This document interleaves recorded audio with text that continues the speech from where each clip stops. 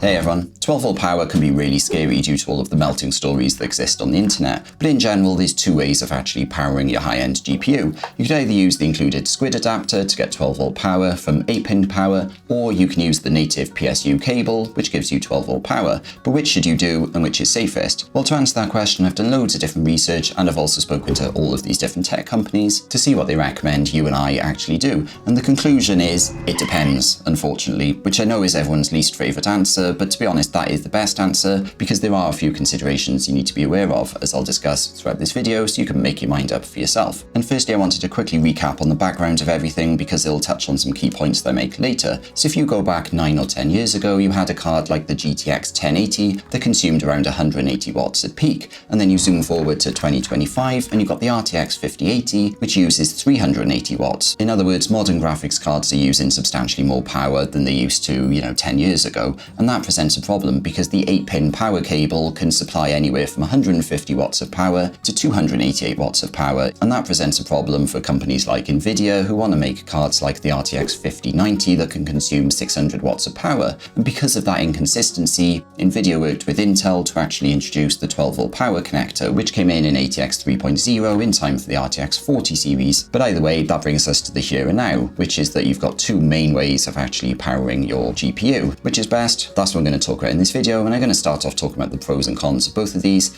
then I'm going to tell you what the actual big tech companies actually recommend that you do. But let's start off for now with discussing the pros and cons of a native 12V power cable, or actually for that matter, some PSUs actually give you like two 8-pin cables that you plug into your PSU, and then that gives you 12V power on the other side. In other words, using the native cable that came with your PSU. And the benefit of that is there's less points of failure. Like you've either got 1 or 2 bits that goes into your PSU, and then 1 bit that goes into your GPU. And it's nice and simple. The less points of failure you have, the better. Like an RTX 5090, it's got a Squid adapter which needs 4 PCI Express power points, which means 4 connections for 4 different cables into the PSU, then 4 connections into the adapter, and then another one, for 12V power into the graphics card. So you end up with 9 potential points of failure with using the Squid adapter for 5090, whereas if you use like a native cable, you've only got 2 or 3 potential points of failure. The next benefit is that a native PSU cable will be more tested than an actual adapter will be. And I don't mean tested by the company necessarily, even though that probably is true, but I mean tested by people like you and me as well, gamers and consumers. Because take Corsair, for example. In 2016, they announced they sold over 10 million PSUs, and by now that number's probably 20 million or more. And obviously nowadays, a lot of people are using like the 12V power cable or connector in the actual PSU box to power their graphics card. So inherently, there's going to be a lot more real-world testing going on of PSU cables than there will be of individual, Squid adapters, because this particular one is a 5070 Ti one from Zotac, and whilst that's a fairly popular model to be sold, how many people in reality have this exact connector? Like if there's a particular design flaw in here, you might only get thousands of people or tens of thousands of people who get affected by that issue, but obviously a PSU cable from Corsair, for example, there might be millions of people who are potentially being hit by that. So in other words, issues are going to come to light a lot faster with a native cable than with an adapter like this. And that ties me nicely into my next point, which is that a 12V power cable that comes with your PSU, that's been specifically designed and tested and manufactured for 600 watt power delivery. But with a Squid adapter, we can't be as sure of that, because whilst we know this end should deliver, 600 watts of power, the other end is a little bit more suspect because it is 8-pin. And as we discussed earlier, some 8-pin cables only deliver 150 watts of power, meaning that this is then going to supply, 300 watts max. And that might be fine for an RTX 5070 Ti, which is where this adapter comes from.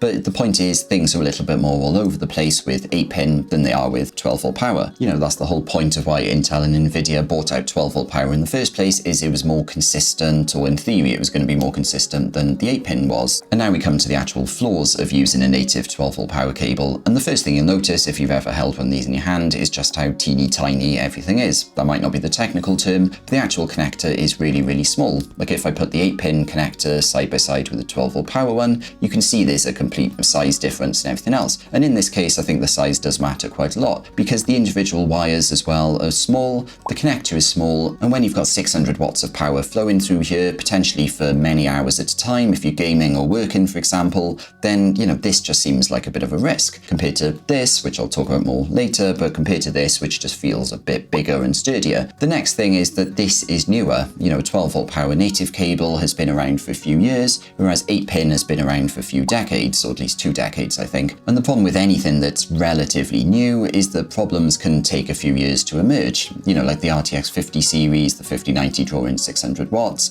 that was brand new in 2025. At the time of filming, it's been out for 1 year. So actually, we just don't know whether there's going to be more problems in the future. Like, there could be that in a few years' time, loads of them start failing because just consistently delivering 600 watts over these tiny wires to such a high power graphics card, maybe that's going to cause issues in the future. Whereas with a Squid adapter, in theory, we know that 8-pin at least is tried and tested. We know that 8-pin has more safety headroom than the 12 volt power connector. And as a result, in theory, if you're using a Squid adapter, you could argue that's going to be safer, at least from like a know thy enemy point of view, than the native 12 volt power cable will be, because this is a lot newer than 8-pin power is. Now, the final flaw that I wanted to mention is actually something I can't show with this particular cable, because it's a fairly good cable, but in general, Squid adapters are sort of quite flexible and bendy. You've got lots of different options for, having a good bend on them and things like that. But with a 12 volt power cable from a PSU, sometimes they're a lot more rigid. Like, for example, in this computer, I've got a Sama PSU, and the 12 volt power cable in there is really, really rigid. What that means is sometimes when you've got tight bend, because of its rigidity,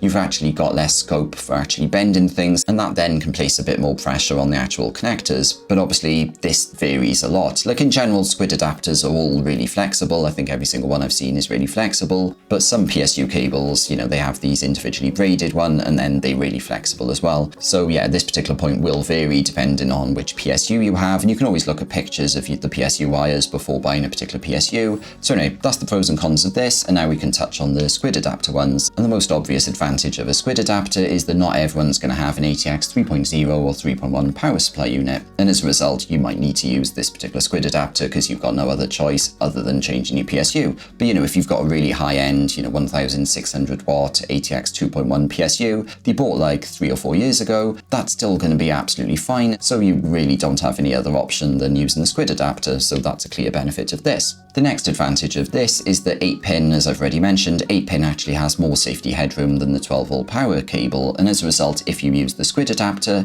you know that at least your connections in the PSU and the Squid adapter are slightly safer due to that extra safety headroom, and then you've only got that one sort of 12 volt power cable connected with that lower safety headroom. But then, you've got to contrast this with the fact that you've got more points of failure, so yeah, it's a bit of a toss-up really. The next benefit, as I've already mentioned, is this is more floppy, so depending on what build you're doing and if you're limited in terms of space, in general a Squid adapter is going to work out a lot better than a slightly more rigid 12 volt power cable, in my opinion. But for me, the big disadvantage of using a Squid adapter is a false sense of security that you might be lulled into, because even if you've got a really high power PSU, you just don't know whether the 8-pin power delivery is going to be clean and consistent. And PCIe CIG, they actually put out a warning around the time that 12 volt power was being introduced, and what they said is that based on their testing, there can be a lot of inconsistency between how much power is flowing down each individual 8-pin cable. But essentially what this all means, and I'll put the quote on the screen now, is that when you're using a Squid adapter, you don't know whether all the power is evenly flowing down each one. And for me, that's actually a massive issue, because even if you've got an older PSU and you think, I'll stick to 8-pin and just have a single 12 volt power,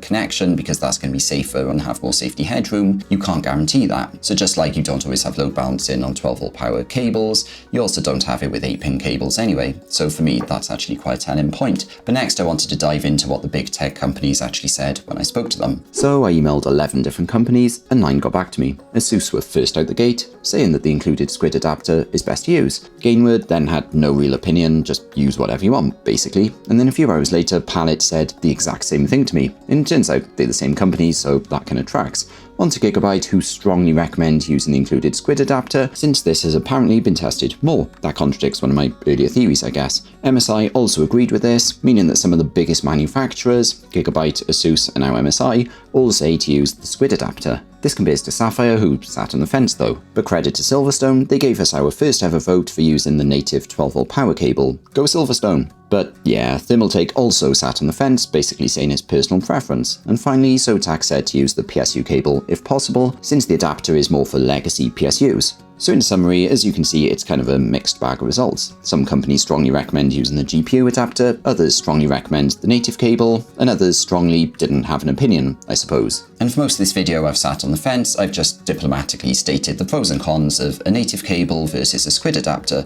but now I'm actually going to tell you what I really think. So if you've got a really high-end GPU, what I would suggest is you sell it because it melts, it's completely crap, and you should buy a PlayStation 5 instead. Thanks for watching this video. Okay, obviously I'm joking, I'm a PC gamer, I work on the computer all the time as well, and I'm not actually suggesting you just give up and buy a console. But in general, it is very, very scary, the melting stories and things like that. And the honest truth is actually whether you use a native cable or a Squid adapter, you are still at risk of having melting issues if you've got an RTX 40 or 50 series card, or if you've got a 9070 XT with the 12V power connector. Now I should say that Seasonic are going to be bringing out a new range of PSUs at some point in 2026 with OptiGuard technology, they're calling it, that actually should protect against melting issues, and also the WireView Pro is actually a really good device that again should protect you, so it is worth looking into those. But in general, when it comes to which of these you should use, I honestly think that even if you've got a slightly older PSU that you've paid a lot of money for, you should look to sell that or scrap it and buy an ATX 3.1 PSU. That is my ultimate recommendation, because I think in general having a native cable with one bit that goes into the PSU and one bit that goes into the GPU, for me that is the safest. It can still melt due to the fact that NVIDIA didn't design their GPUs very well, but the actual connector as a whole has been tested quite a lot by the PSU makers and then by people like you and me who are actually using the systems as a whole. So that is my view, but if you wanted to protect yourself further, I got another video that discusses things in more detail, and if you enjoyed this video, please click the thumbs up button and please subscribe to see more videos like this. Thanks for watching.